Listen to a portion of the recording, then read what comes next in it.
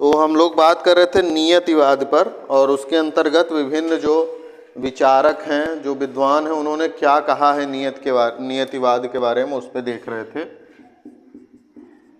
नियतिवाद, जिसको निश्चयवाद भी कहते हैं या डिटर्मिनिज्म भी कहते हैं, निश्चयवाद। इसका सिंपल सा हम आपको बताए थे, मतलब कि इसके अंतर्गत जो भी विद्वान आएंगे वो सब प्रकृति को महत्व देंगे। ये बात हमेशा दिमाग में ध्यान में रखिएगा। इसके अंतर्गत जितने भी विद्वान आएंगे बस उनका कहने का कुछ आधार उदाहरण अलग होंगे, लेकिन मेन थीम उनका यही होगा कि प्रकृति सर्वश्रेष्ठ है, वही मनुष्य को प्रभावित करती है। और मनुष्य को प्रभावित करने का मतलब है कि मनुष्य के क्रियाकलाप को प्रभावित करती है ना। वातावरण के अनुसार ही मनुष्य का रहन सहन, भोजन, पहनावा, बोलचाल, संस्कृत, कल्चर सब होता है ना। तो सारे विद्वान आएंगे यही कहेंगे कि प्रकृति महत्वपूर्ण है, वही मनुष्य को प्रभावित करती है। और प्रकृति के भी अंतर्गत जो जलवायु है, क्योंकि जलवायु भी बहुत महत्वपूर्ण भूमिका निभाती है, किसके लिए? हमारे विभिन्न क्रियाकलापों के लिए। हम किस जलवायु में रहते हैं उससे वहाँ की बहुत चीज़ें निर्धारित होती हैं। कौन कौन सी? एक तो वहाँ पे कौन सी फसलें बोई जाएंगी, है ना, तो जिससे हमारा खान पान प्रभावित होगा। जलवायु के अंतर्गत जलवायु के जो तत्व हैं, है ना, फर्स्ट सेमेस्टर में बताया आपको, जलवायु के तत्व होते हैं तापमान हो गया, वर्षा हो गई, नमी हो गई, है ना। तो ये सब चीज़ें हमारे कल्चर को प्रभावित करती हैं, मानव को प्रभावित करती हैं, खान पान को, रहन सहन को। ठीक है। तो इसमें अगला जो विद्वान है वह है इमैनुअल कांट। इनका नाम सुना होगा आपने, कांट का नाम, इमैनुअल कांट। क्या कहते हैं इमैनुअल कांट? लिख लीजिए एक लाइन इनके बारे में, क्या कह रहे हैं, लिखिए। गर्म क्षेत्र के निवासी, गर्म क्षेत्र के निवासी सामान्यतः आलसी होते हैं। गर्म क्षेत्र के निवासी सामान्यतः आलसी होते हैं और वे डरपोक भी होते हैं, कॉवर्ड। आलसी होते हैं और डरपोक होते हैं।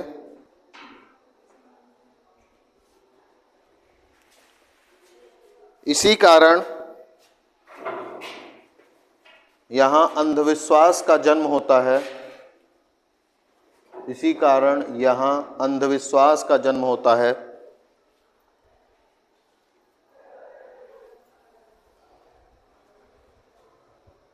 तथा ये प्रदेश राजाओं द्वारा शासित होते हैं, राजाओं द्वारा शासित होते हैं तथा दासता की प्रथा चलने लगती है। शासित होते हैं तथा दासता की प्रथा चलने लगती है। इसके विपरीत टुंड्रा प्रदेश के निवासी को, टुंड्रा, टैगा टुंड्रा वन होते हैं, टुंड्रा प्रदेश के निवासी को भोजन के लिए अधिक परिश्रम करना पड़ता है। भोजन के लिए अधिक परिश्रम करना पड़ता है। तो सिंपल सा, इसके पहले भी जितने भी बात किए हैं तो यही इसी तरह बोलते आ रहे हैं। तो इमैनुअल कांट क्या कह रहे हैं कि जो भी गर्म क्षेत्रों में रहने वाले लोग हैं वो कैसे हैं? आलसी हैं। हम लोग भी आलसी हैं क्योंकि हम लोग भी गर्म क्षेत्र में रहते हैं। गर्म क्षेत्र में हम लोग रहते हैं। गर्म क्षेत्र का मतलब कि जो उष्णकटिबंधीय क्षेत्र है, कर्क रेखा और मकर रेखा के बीच का क्षेत्र है। तो गर्मी में आलसपन बढ़ता है कि नहीं बढ़ता है? बढ़ता है ना। आजकल आलसपन बढ़ रहा है कि नहीं? कुछ काम करने का मन नहीं करता, मन करता है बस ठंडा ठंडा कूलर का हवा मिले और आराम से खा पी के आराम करते रहें। तो जितनी ज़्यादा गर्मी पड़ेगी उतनी ज़्यादा आलसपन रहेगा। और अगर 5-6 महीने गर्मी ही पड़ती रहे तो 5-6 महीने कुछ काम ही कोई नहीं करेगा। वही कह रहे हैं। तो ये सब जो कह रहे हैं वो ऑब्जर्व करके कह रहे हैं, ये नहीं कि अपने मन में आया एक दिन सुबह उठे कांड की आज मुझे सपना आया था कि गर्म देश के लोग आलसी होते। वो ऑब्जर्व किया जाता है। तो इन्होंने कहा कि भाई गर्म देश के लोग कैसे हैं, आलसी हैं। और जब आलसी होता है ना इंसान तो कायर भी हो जाता है। कायर, कायर मतलब समझते हैं, अंधेरा हो गया 6 बजे तो बाहर निकलने में हालत खराब हो रही है, यही कायरता है। फिर उसके लिए आप अंधविश्वासों को जन्म देते हैं कि उधर पीपल वाले पेड़ के पास मत जाना, वहां रात में आवाजें आती हैं। क्यों? क्योंकि कायर हो, इसलिए ऐसा सोच रहे हो। घर में ही हमको अपने आंगन में ही जाने में डर लगने लगता है, चलो मेरे साथ तुम, मैं नहीं जा पा रही हूं या नहीं जा पा रहा हूं। तो ये जो हैं एक तरह से क्या है कि इन्होंने कहा कि जो गर्म क्षेत्रों के लोग हैं वो आलसी हैं, डरपोक हैं, मतलब कायर हैं। और कायर होने के कारण अंधविश्वासों को उन्होंने अपनी कायरता छुपा, कभी कभी होता है ना कि हम अपनी कमियां छुपाने के लिए किसी दूसरे को नाम दे देते हैं कि अरे मैं तो फेल हो गया क्योंकि गर्मी बहुत थी, मैं पढ़ नहीं पाया, या मुझे फ़ोन के कारण मैं नहीं पढ़ पाया। ये सब हम बहाना बनाते रहते हैं, वही कह रहे हैं। उसके तुलना में ये कह रहे हैं कि जो टुंड्रा क्षेत्र के लोग हैं, टुंड्रा मतलब है कि जो सबसे उत्तर वाले जो क्षेत्र होते हैं, है ना, टैगा टुंड्रा वन होता है, तो टुंड्रा वन जो है उत्तरी क्षेत्र है ना, वहाँ पे क्या है कि वहाँ का वातावरण जो है बड़ा कठिन है। जो जितना ही कंफर्ट में रहता है वो उतना ही आलसी होता जाता है, और जितना ही वो संघर्ष जो करता है वो उतना ही निखर के आता है ना, ऐसा हम लोग सुनते आए हैं। तो वो लोग ठंडे प्रदेशों में, वहाँ हमेशा बर्फ़ जमी है, तो उनको अपने भोजन के लिए ही बहुत संघर्ष करना पड़ता है। अगर वो आलसी हो जाए तो मर जाए। हम लोग आलसी हो जाते हैं तो क्यों नहीं मर रहे हैं? क्योंकि खूब सारा मैदानी क्षेत्र है, साल भर के लिए खाना घर में रखा ही है, सरकार भी खाना दे ही रही है 5-10 किलो महीने का, तो कुछ ना करेंगे तब भी खाना तो मिल ही रहा है। अब खा के बस सोना है तो उसमें क्या ही दिक्कत है, कुछ करने की भी ज़रूरत नहीं, इसलिए आलसी हैं। अब वहाँ बर्फ़ वाले क्षेत्र में जो व्यक्ति बैठा है उसको एक मछली भी पकड़ने के लिए इतना परिश्रम करना पड़ेगा, तो उसको समझ में आता है ना कि जीवन क्या है, उसके लिए संघर्ष करता है। बस यही कहने का मतलब। नेक्स्ट है कार्ल रिटर। कार्ल रिटर जी आते हैं।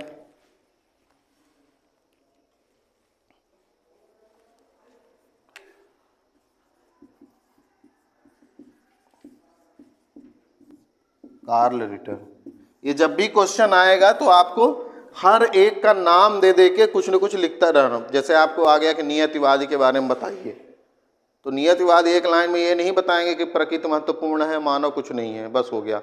ये सब जितना हम बता रहे हैं आपको, ये सब वैसे ही आपको बढ़िया से तैयार करना है। तो कार्ल रिटर लिखिए थोड़ा सा इनके बारे में।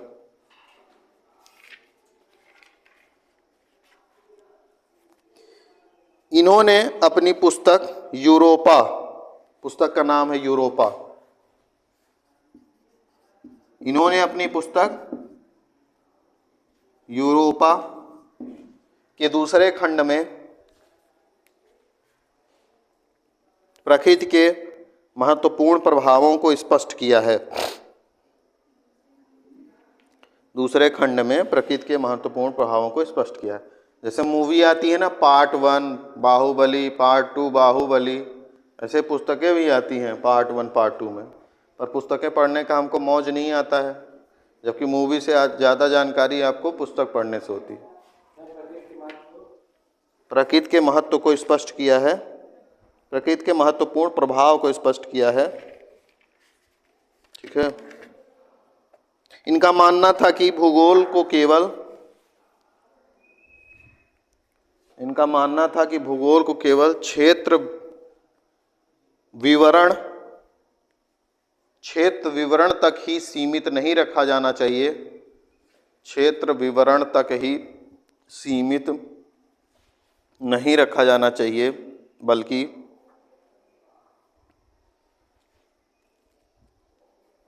मानव के साथ संबंध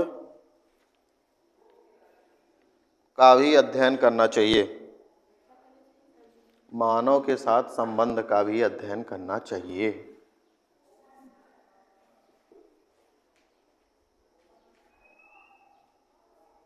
इनके अनुसार मनुष्य पर प्रभाव डालने वाली शक्तियों में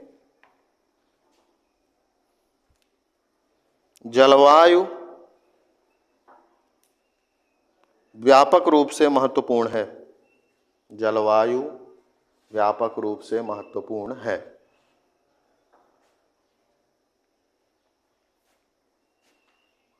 ठीक है, तो रिटर ने क्या कहा है, कार्ल रिटर ने वही चीजें उन्होंने फिर से दोहराया है।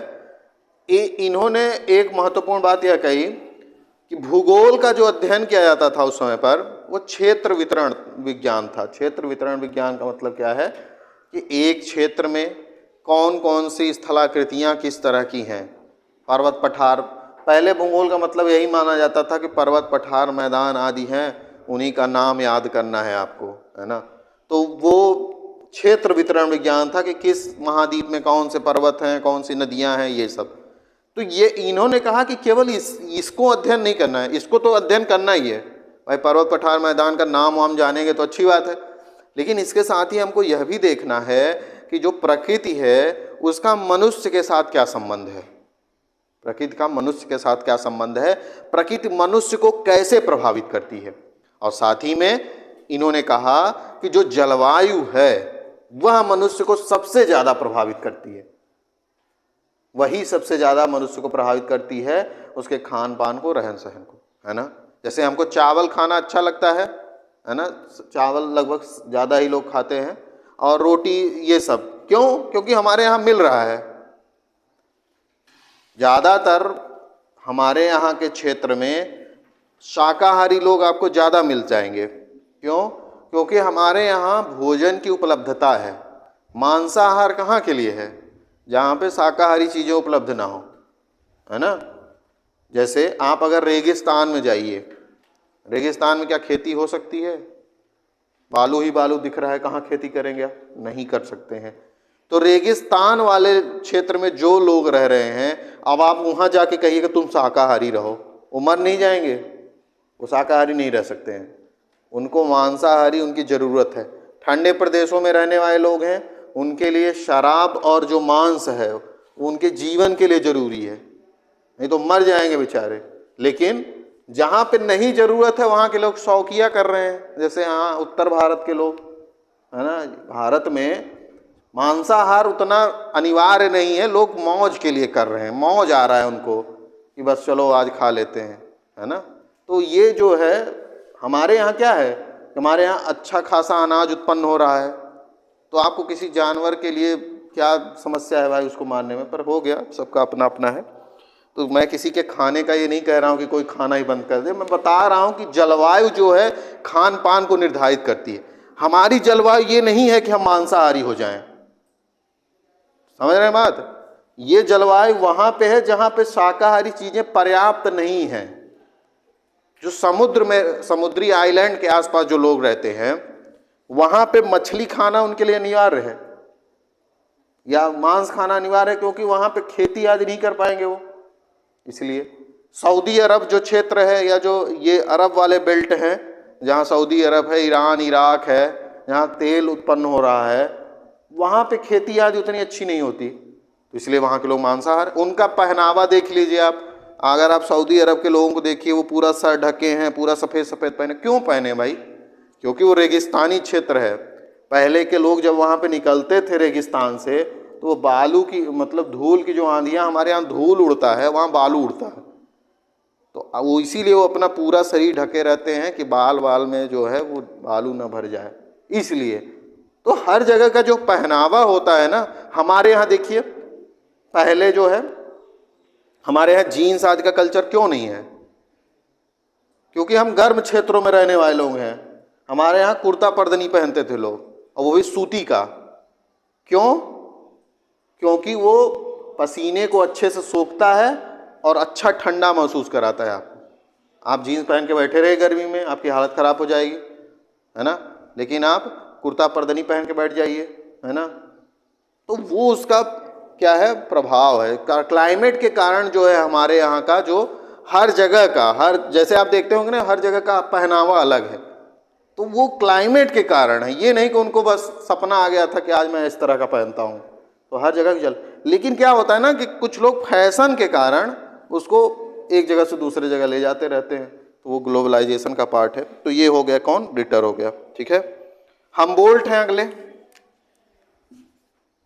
तो जो जलवायु है वो बहुत महत्वपूर्ण निर्धारक चीज है, सब कुछ भूगोल ही है, मान के रहिए।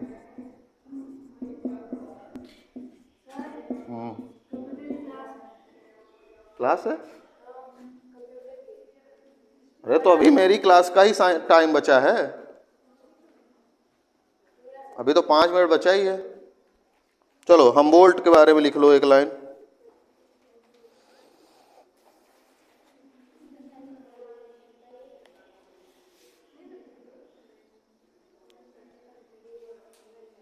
इनकी पुस्तक का नाम कॉस्मोस है। हमबोल्ट की पुस्तक का नाम क्या है? कॉस्मोस।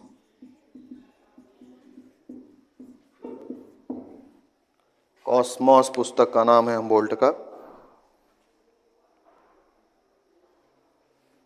इन्होंने जलवायु तथा प्राकृतिक वनस्पति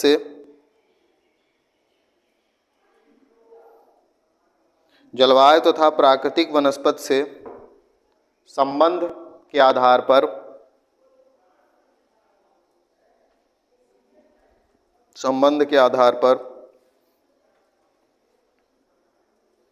विचारधारा दी, संबंध के आधार पर विचार प्रकट किया।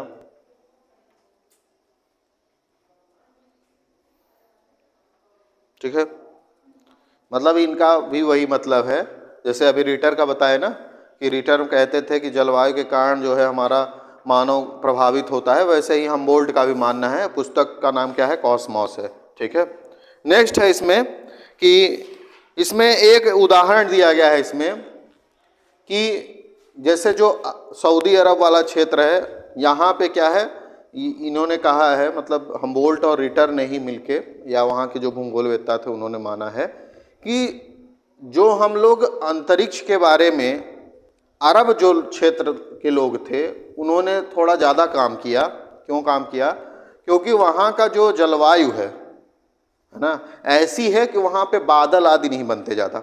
बारिश कम होती है तो बादल नहीं बनेगा। जब बादल नहीं बनेगा तो आसमान कैसा होगा? साफ होगा। जब आसमान साफ होगा तो आप विभिन्न तारों को, ग्रहों को ऑब्जर्व करने में आपको क्या होती है? आसानी होती है। तो इस कारण भी जो है वहाँ पे जो भूगोल का विकास है या जो तारों आदि का या ग्रहों आदि के बारे में जो अध्ययन है वो क्या है? महत्वपूर्ण हो जाता है। ठीक है, नेक्स्ट इसमें है दो भूगोलवेत्ता, हैकल तथा बकल। हैकल तथा बकल, इनका नाम है ना, हैकल बकल। लिखिए, इसमें एक लाइन लिख लीजिए। क्या हुआ, क्लास शुरू हो गई क्या आप लोगों की? कहाँ आ जाएंगे? यहीं ना आ जाएंगे? क्या दिख रहा है? लिखिए इसमें एक लाइन। इन दोनों का नियतिवाद में विश्वास था और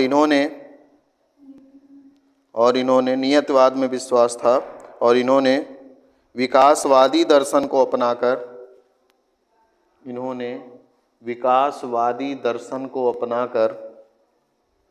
एक नवीन विज्ञान जिसे मानव परिस्थिति विज्ञान कहा जाता है,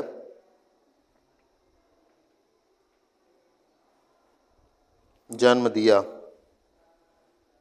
मतलब उसको नया सिद्धांत दिया है, एक मानव परिस्थिति विज्ञान। ठीक है,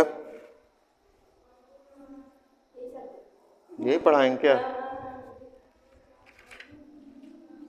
तो हैकल और बकल ने ये जो मानव परिस्थिति विज्ञान नामक सिद्धांत दिया, इसमें दो शब्द है, मानव परिस्थिति विज्ञान, है ना। मतलब कि जो परिस्थितियां हैं प्राकृतिक, है ना, जो प्राकृतिक दशाएं हैं वो मानव को क्या कर रही हैं? प्रभावित कर रही हैं। बेसिक कंसेप्ट वही है कि मानव जो है प्रकृति से प्रभावित हो रहा है। ठीक है, अभी इसमें कुछ और बचे हुए हैं, उनके बारे में कल